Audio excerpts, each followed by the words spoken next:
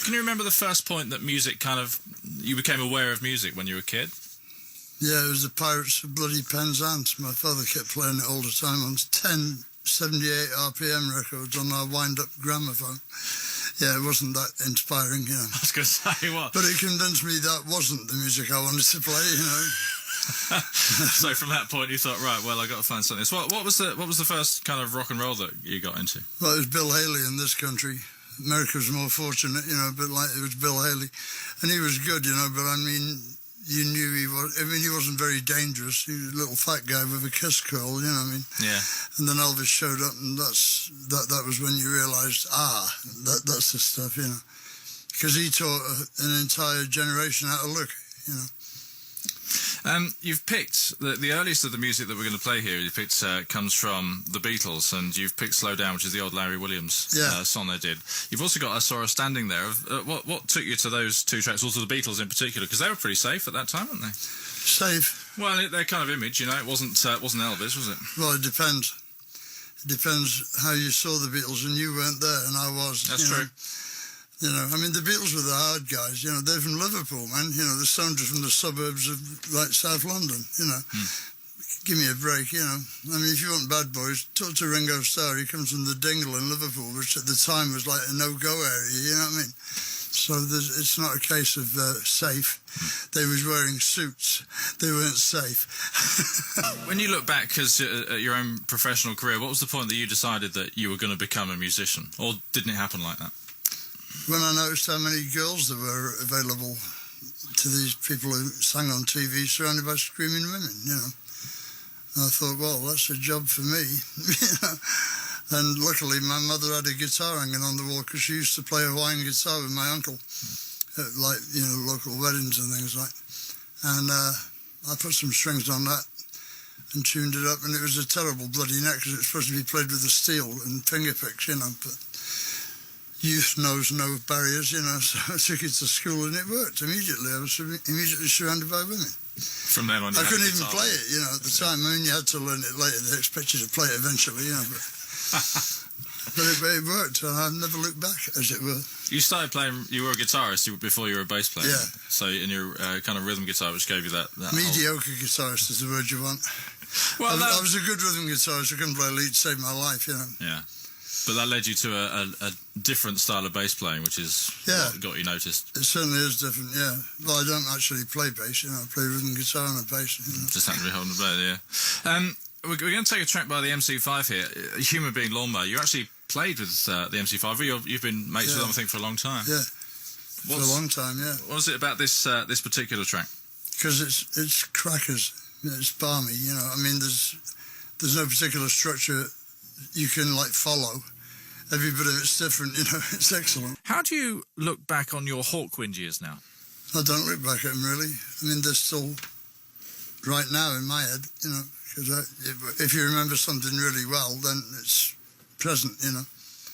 It was a great band when I was in it. You still play with them now and again? Yeah, occasionally get up and do the old war horse, you know. I've got a silver bloody machine, you know. I've still got a silver machine, apparently. After all these years? Yes. How, I mean, when you were, what was your kind of manifesto in that band? What were you trying to do? Because it was so very different from everything that was around at the time. I was just a bass player, you know. I mean, I was hired hand, you know. It was Dave's band, you know. I mean, I had to form my own band to start getting fired, you know. I mean, everybody else fired me. You only got fired once, didn't you, from them? No, I got fired out of several people, yeah. It was just, like, awful, you know. I mean, the rejection was terrible, you know. The Stones track you've picked here, we've got the live version of Route 66. Yes. Why that in particular, please? Because it's excellent. It rocks like a trip hammer, you know. And it was when they appeared, I believe, at Wembley, Empire Pool. And I think they tore them off the stage, you know. I mean, they went nuts. If you see pictures from that show, it's incredible. I mean, they're just surrounded, and there's no security. None, you know. Not visible anyway. People have been trampled in the rush, you know. And in those days, it was different from what it is now, because we used to get mobbed when I was with the Rocking Vickers, right up in the north. We were like the local Stones, you know. And we used to come around on a revolving stage, yeah, in a couple of these ballrooms. And by the time it got all the way around, we'd be gone. They'd have dragged us off. And I don't know if you've ever had your trousers torn off. Do you know, I haven't. With the seam along the inside leg. You know, that's really painful, man. You wouldn't believe how painful that is. Try it sometime and see. And there was a phase where they always ran at you with scissors for a bit of your hair. Like 200 birds running at you with scissors is a daunting sight, trust me. And, you know, there isn't enough hair to go around either, you know, so... The next track you've chosen, actually, is The Who and Summertime Blues. Tell me what your reason is behind this one. Well, if you want a rock and roll band, you can't go wrong with The Who, you know. I mean, Townsend is a wonderful guitar player, you know. And he doesn't play a whole lot of lead, but, like, his riffs are incredible, you know, and the way he plays chords is unbelievable. And that windmill thing is so, like, wild when you see him do it, you know. I mean, he doesn't do it really anymore, you know, which is a shame. He should do. He should dye his hair and do it more, you know. I mean, I think Pete's, like, worried about being old, you know, and you shouldn't be, you know, because it's only years, you know. Doesn't matter, you can still do the same thing. If you feel it, you can still do it. I don't think he feels it anymore, really. He doesn't rate himself as any kind of good guitar player, so it's interesting to hear that you say it. He doesn't really do the windmill thing anymore, though, you know. I mean, that's so fierce when you see the guy do that. If you want a good look at The Who, look at that Woodstock thing and look at the Kids Are All Right video, you know. Brilliant, really brilliant. What do you put your longevity down to? Not giving up, basically. I mean, if you stick around, they have to hire you eventually, don't they? I mean, I'm sure we only got a Grammy because they were sick of seeing us, you know, like hanging around, you know. You got a Grammy because they felt a bit sorry for you? Probably. Or they felt they had to, kind of, you know, because it was our 30th anniversary. But even then, they stuck the knife in. They didn't give it us for one of our songs. No, not really. Yeah. Do you ever get fed up with having to be you, in as much as there's such a kind of image around you? Or... Oh, no, I quite like me. I mean, you know, I've had a lot of practice. I've never been anybody else. Do people expect you to be this Lemmy image all the time, though? Or?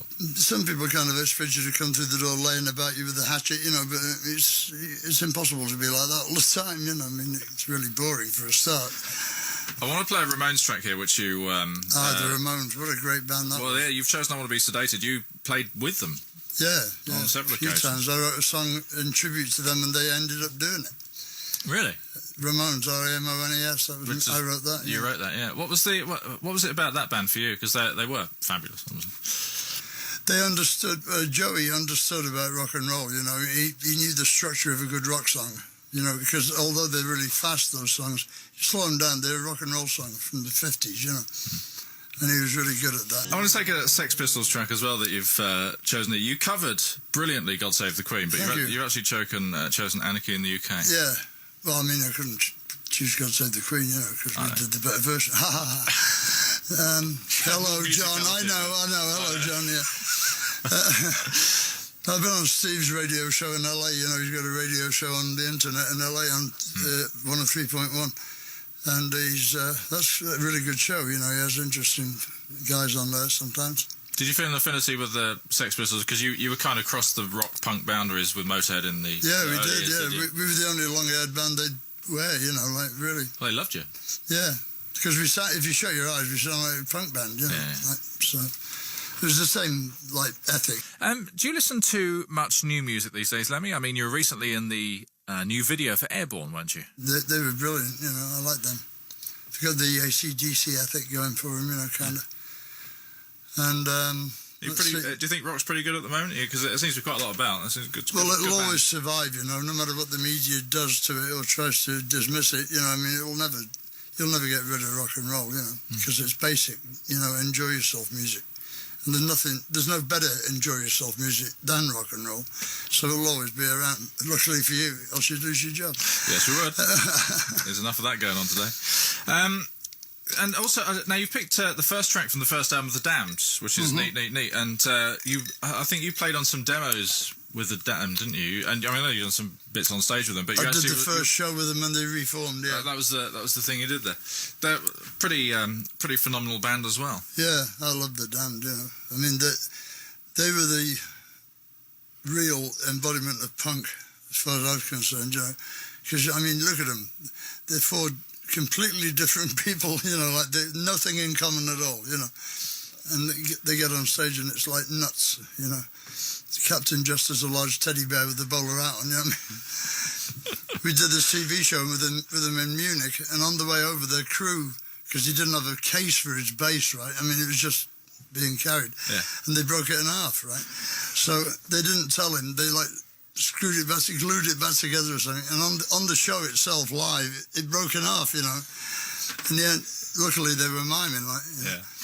And he ended up with it in two pieces with the strings wrapped around his neck falling to the ground. Like, great, you know, perfect stuff. We've got, we're going to finish up actually with the band that we haven't really mentioned, which is Led Zeppelin. Led Zeppelin, that was a great band, see. I mean, I saw their first show, I think it was the first show. Well, no, it wasn't, because they played abroad first, didn't they, in France or somewhere, in Germany. But I saw the first show in Britain at the Lyceum, I think. Yes, it was the Lyceum. And Bonzo did that thing with his hands. He did a drum solo with his hands, no sticks. You know, and that's impressive, man, you know, because, I mean, it didn't suffer any sound, any volume loss. No, he was hitting them so hard. He had tree trunk arms, yeah. Yeah, but I mean, there's hands on the end of them. You'd think it would be a massive, like, raw bone by the end he'd finished with it. It's unbelievable, really. I was impressed by that. And I was always impressed by Pagey, you know. Yeah. Hello, Jim. Yes, I was always impressed by you. And the bass playing's great, too, John Paul, you know, because he was for years a really well-known session man all over the place. You know, he went on tour with the Everly Brothers and things years ago, you know. And Plenty, it was the original, you know, whoops-a-daisy vocal, you know. Stunning, though. I mean, did you ever play with them? I never No, we never shared a bill with them, no. But I saw them a couple of times, you know, in the early days.